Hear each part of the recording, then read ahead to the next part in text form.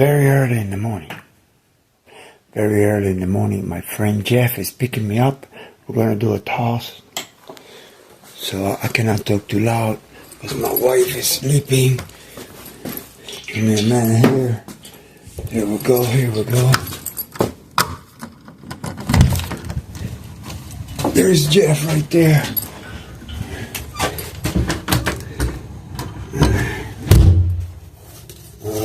My keys.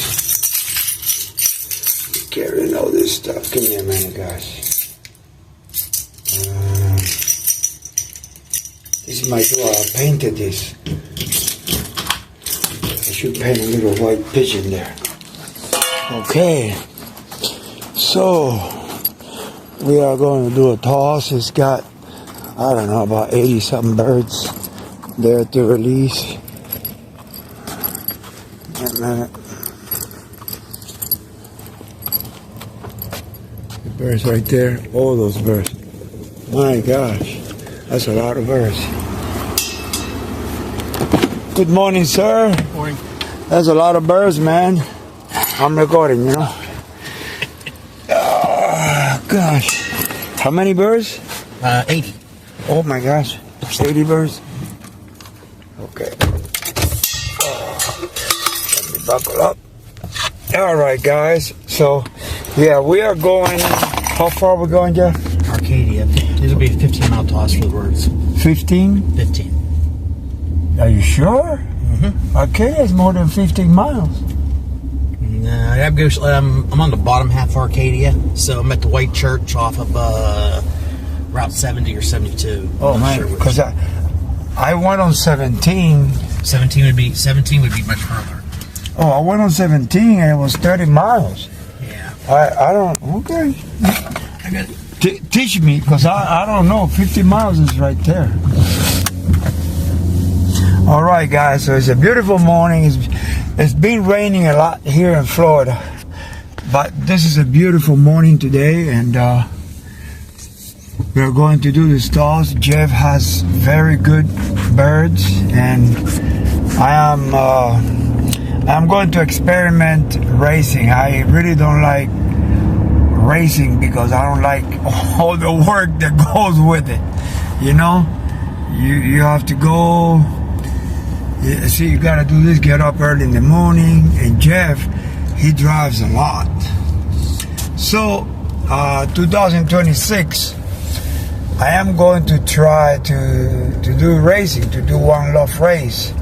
So I'm teaming up with Jeff, with some of my birds and some of his birds, and we're putting them to breed and see what happens, you know, and see what happens. I know I have white pigeons, and a lot of people say that, oh, you cannot raise white pigeons.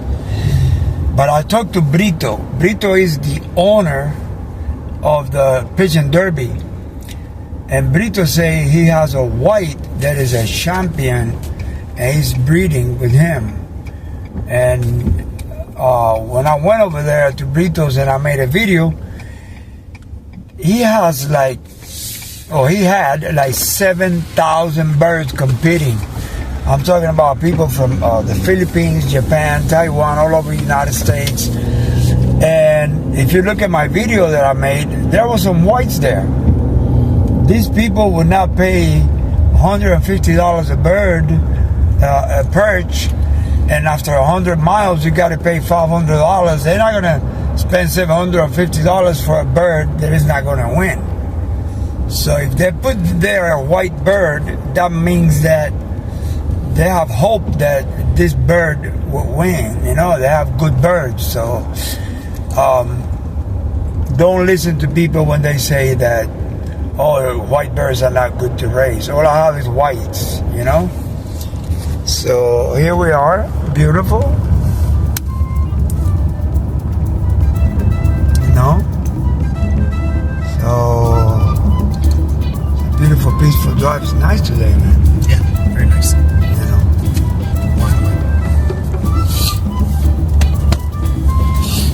So I talked to Brito, and I talked to Andy. and they gave me a lot of tips, you know. Brito say that for his one love race, that I should put the birds to breed maybe around February, you know, because on the time that he releases them and all that, you know, so the birds will be like, you know, they won't be trying to mate, you know. Yes. Yeah. We used to have, you know, I originally raced in Ohio, and the rule for mating the pigeons was February 14th, Valentine's Day. Usually in Ohio, you get a nice weekend, either right before or right after Valentine's Day, and that's when you would mate the birds. In February, huh? In February, yeah, February 14th, Valentine's Day. So that was the rule as a kid. We always mated the birds up in right around Valentine's Day. And you breed February to what month? Like well, June? In Florida, you don't have that problem. Okay. Florida, birds go back almost together around Thanksgiving. So you start with much older birds down here because of, you know, you can actually hatch them the last week of December and get bands. Your bands show up, you know, January 1st. You get your bands. You start banding birds on January 1st. Okay, so here you breed January to what month? May. There's a couple birds in there that were hatched in maybe June that are baited training. So okay, that's what I thought. January to June. May is probably a better quitting time. So yeah, but with me, I'm gonna have so many whites. I just want to breed 1 month. I get it. Because my gosh, man, it's a lot of work and a lot of birds. But yeah, you know, I like to have a big flock, but it's a lot of food. You know, those squabs they eat a lot, and so let's see. I'm going to order a lot of bands. Oh, you got to give me your bands to put on our birds. Yep. You know. Yeah. All right, guys. So this is kind of like a short video. You know, I want to talk and everything. You know. Jeff, I wanted to ask you because I've been meaning to put this in a video in a long time. You were telling me something about the solar flares and the birds' orientation to come home.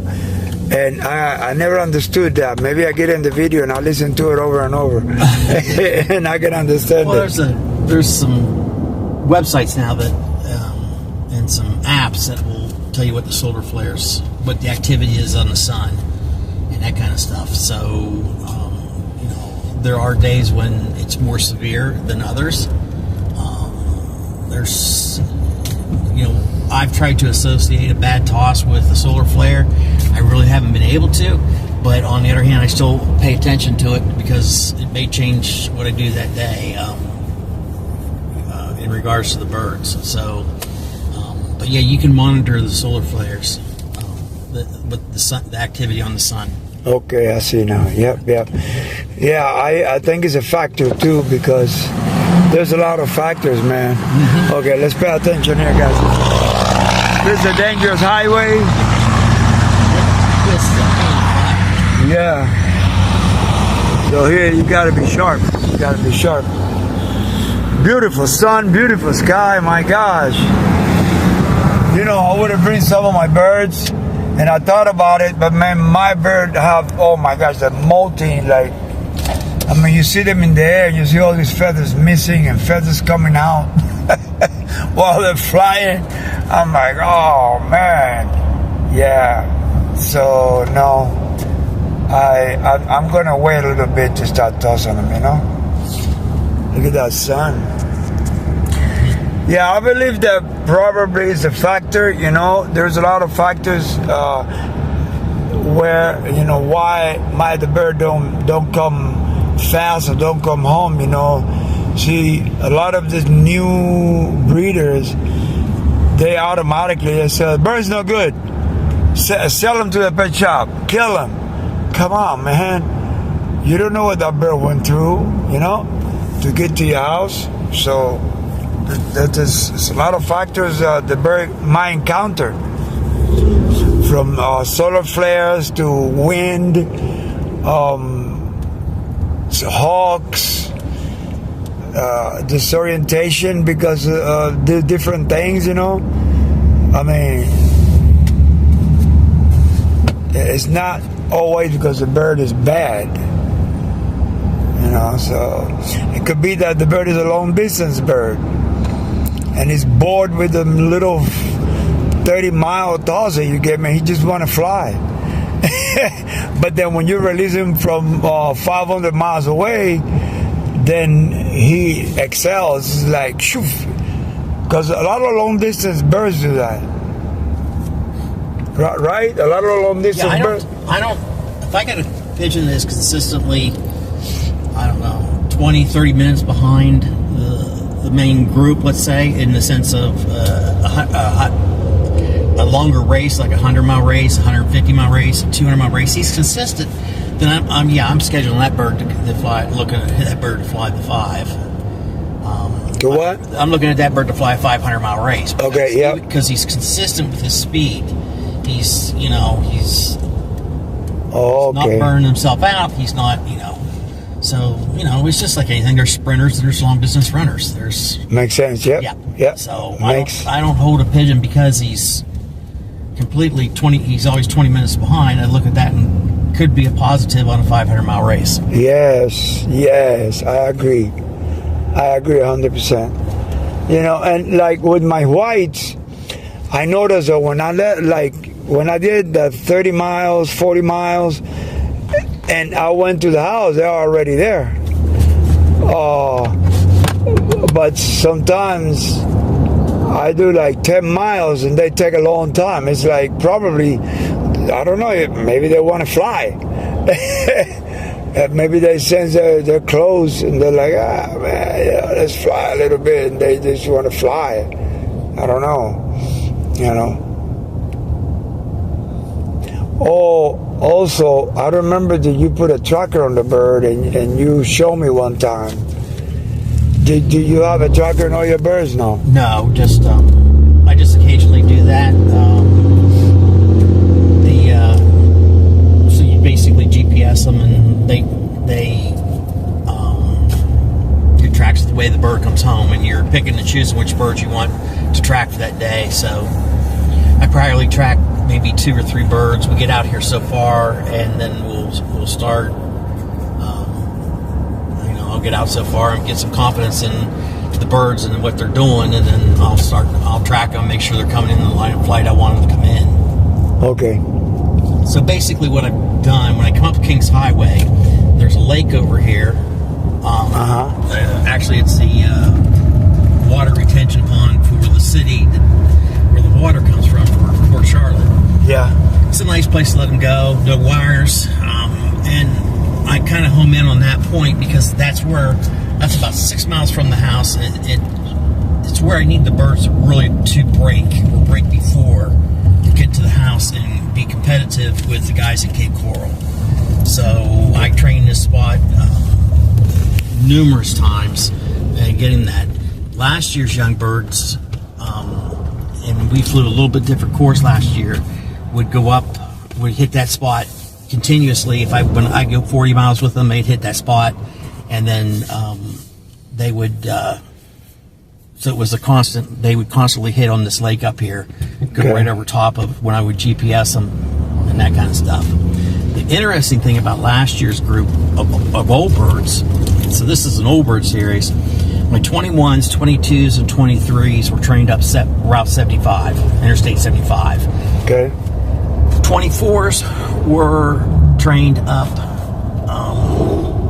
Route 17, okay, which is further to the east, okay. And this Kings Highway that I'm on right now kind of splits those two, splits the Interstate 75 and splits Route 17. Yeah. So when I would turn the birds out together, my old birds and my yearlings, they would separate themselves, and they would choose 2 different courses to come home. I could not believe it. I thought a team of birds was a team of birds and that they would work together to get. Wow. And I would get at the house, I would get my yearlings coming over top of the lake, straight down like they were trained, and my old birds were swinging further west because that was the course they were like. And the interesting thing is, the old birds course would take an extra.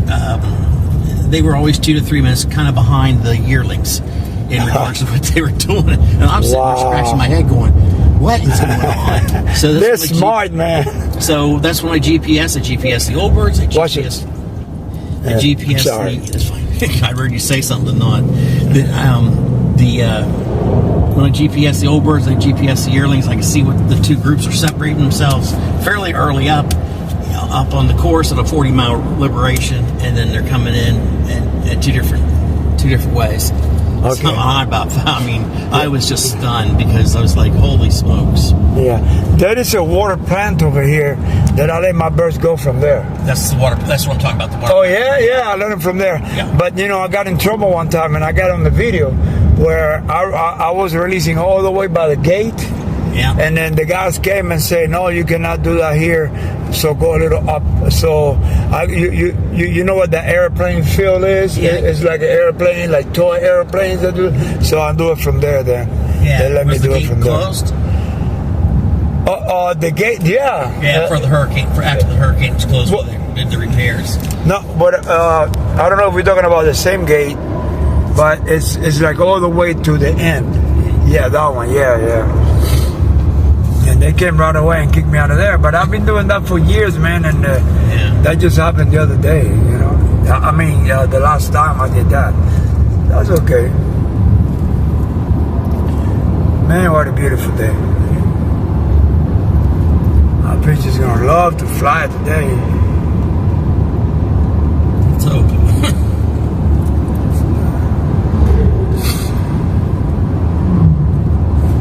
So that's where you're gonna release him today from? No. Okay. Up top higher. Okay, guys. So what I'm gonna do is I'm going to turn this off. Beautiful country, guys. Look at this. You guys are thinking about moving to Florida? Look at this. That's a good thing about Florida, that you, for the most part, can fly year round.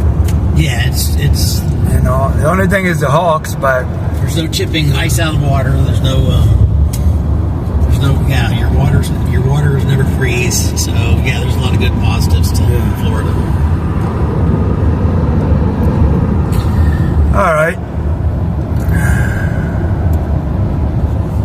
all right. So I'll get back with you when we get. Hey, we're still on the highway. We're talking about pellets. You were saying about the gold. Yeah, so, Purina used to make the green and gold. Then it became Mizzou. It's a different name now. Yeah. It's a fairly large bag because of the weight. Chewy sells it for like $36 a bag.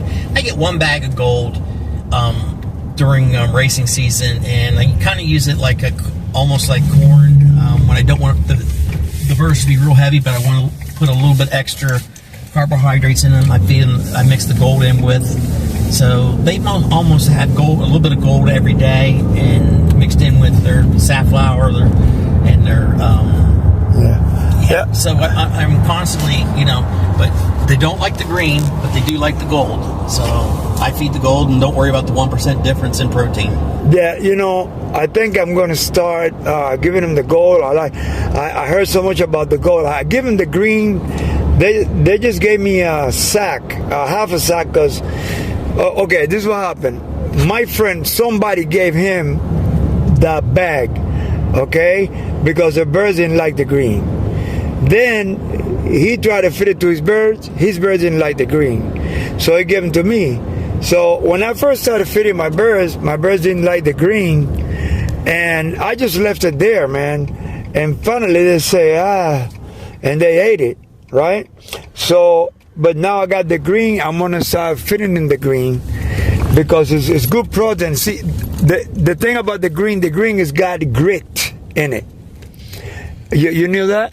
No, I didn't know that. Yeah, the green has got grit, And the only thing is, if the bird is sick and you're giving them some medications, you cannot have grit with it. So that's the only down thing, that if you get a sick bird, don't give him that green pellet, because the pellet's got grit in it. You know, we are here, guys. This is 15 miles? Yeah. So this is 15 miles to us, guys. We're training youngsters. This is a beautiful day today. You know, this is close to Arcadia. Oh man, this is nice. No, what is this? A church? Yeah. Look at these birds, guys. Oh, you got a nice white one. Do you got any whites here or descendants? Yeah. That's no, that's not my white. That's a descendant from my white now. Yeah. Anything. This one, no. This one's yes. This one actually is also. Hey, there's one of my whites. It looks good. But how old is that bird? They're all born this year. Oh, you got this from a white born this year? Yeah, no, I got it from. I raised off your whites. This is something that's coming down off your whites. Oh, wow, that's good. That's good.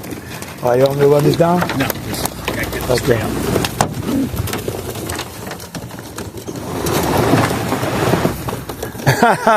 Gringo. Yeah, my wife did that. They call him Gringo because there's a bunch of Cubans there in the club. Gringo in the club. Oh, he's the only Gringo. He's the only Gringo in the club. This is a beautiful white right here. Yeah. So, you know how you like whites? I have always. Yeah.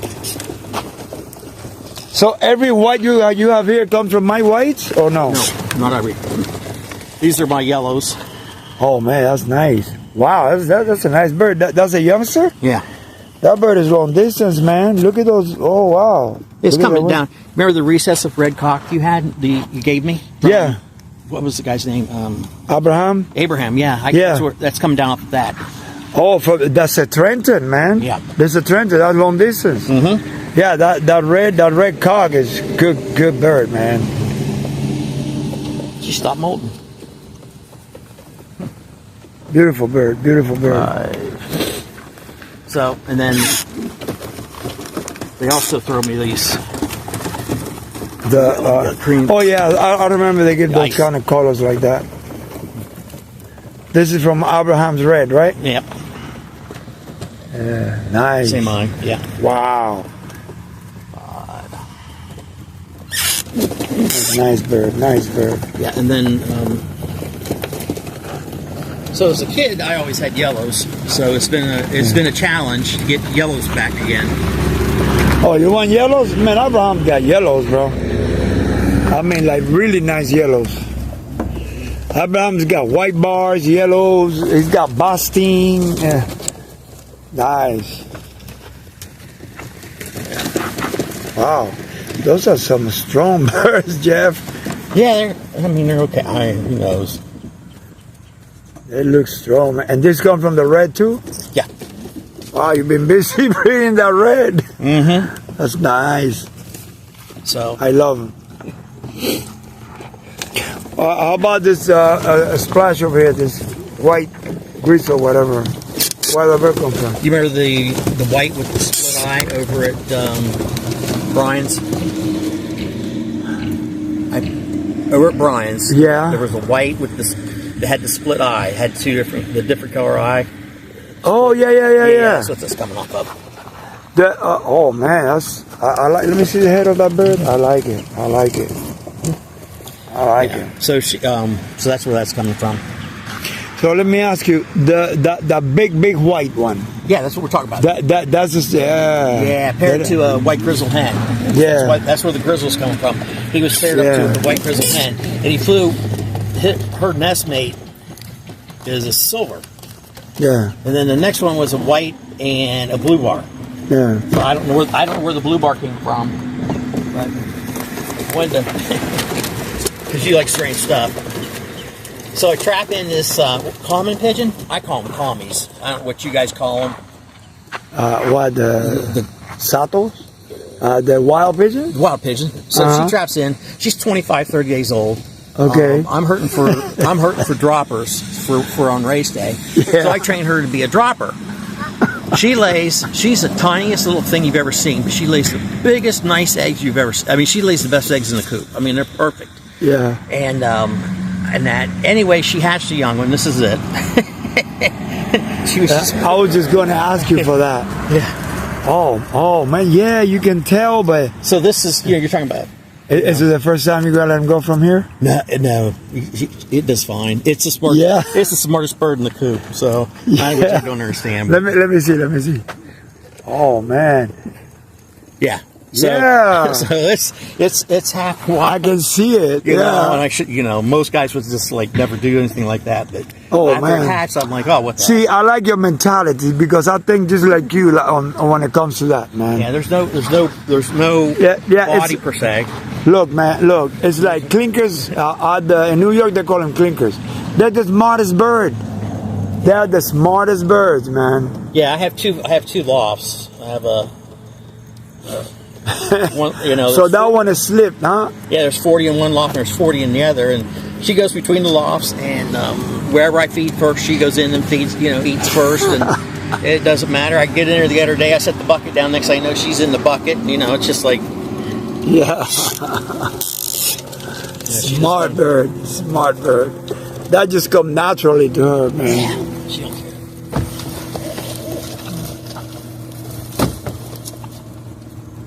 Well, what do you think? Ready? Let's see. It's... Up to you. Wait, this red right here. What? That comes up the red too? Mm-hmm. Wow. There's actually should be two of them. This Abraham is going to see his video. This comes from Abraham's red. With what hen? Yellow hen. I have it with the yellow hen. You want yellows? No, I got enough now. Okay. Yeah, at this point. Because these are red. Abraham's got this yellow Trentons, man. They're really nice. Mm-hmm. So there should be one more somewhere.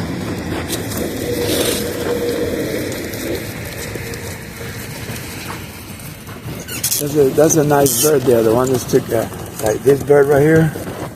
It's nice, man. I like those colors. What that bird came from? That came off those pair of grizzles from Brian. Remember that pair of grizzles he had? There's nothing special. I don't expect it. I don't have any hopes for it, but we'll see. All right. Sure, not much. All right, here we go.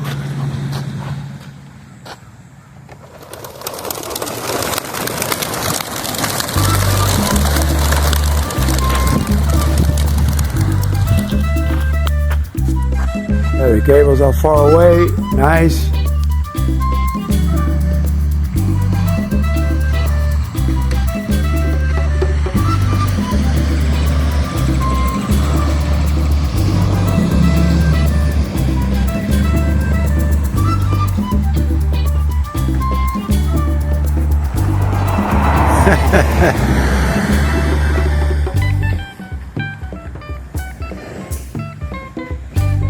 Well, can't see them because of the tree no more. Let's see if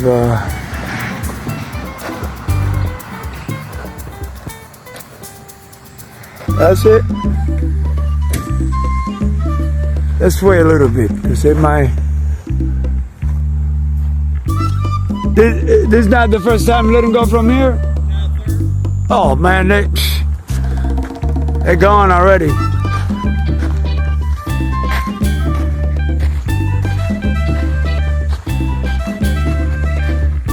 Oh, there they go. There they go. Yep, there they go. I got him. I got him on the video. Yeah, they're flying good. When you gonna toss again from here? I'm gonna bring my birds too. Maybe tomorrow. I don't know. See how they do today. If they're home. If they beat you home, I'll probably move them tomorrow. But not. I don't move them very far. Yeah, maybe I'll bring some hands over here to let them go from here.